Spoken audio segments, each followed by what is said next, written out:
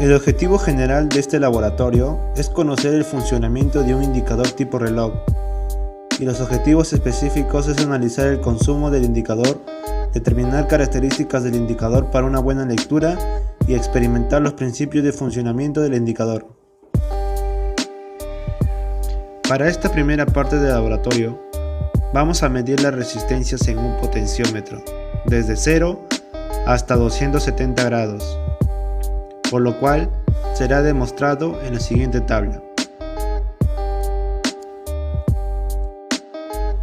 Después, con la utilización de un motor DC, vamos a medir los voltajes desde 0 hasta 270 grados.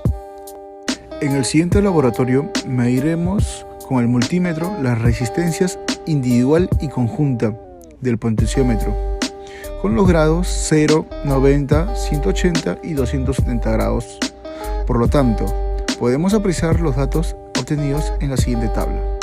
En el siguiente paso mediremos el voltaje que nos brinda el potenciómetro con la fuente conectada, con los grados 0, 90, 180 y 270 grados.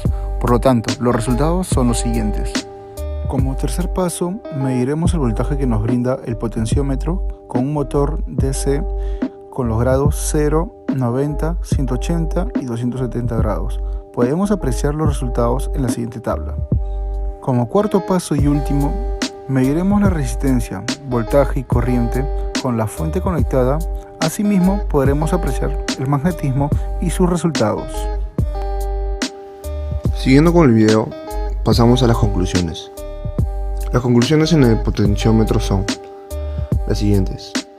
Se concluye que los potenciómetros limitan el paso de corriente eléctrica, provocando una caída de tensión en ellos.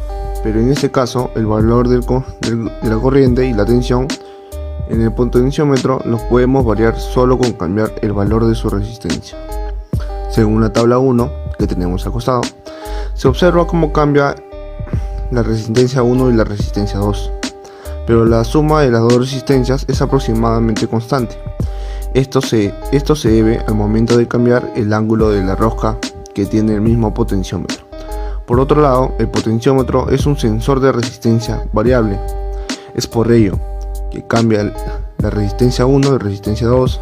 Para nuestro caso, el potenciómetro que se utilizó es de 10 kiloohmios. Siguiendo con las conclusiones en el electroimán, para hacer los circuitos con la bobina y solenoide, previamente hallamos la resistencia, el voltaje y la corriente, y a partir de la ley de Ohm, según los datos de resistencia y voltaje, comprobamos que las intensidades son menores en la intensidad teórica de 12 voltios, según la tabla 4 que tenemos al lado.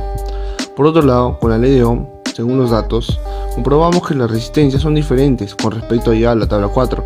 Esto se debe a un factor externo que es la temperatura que influye en la resistividad.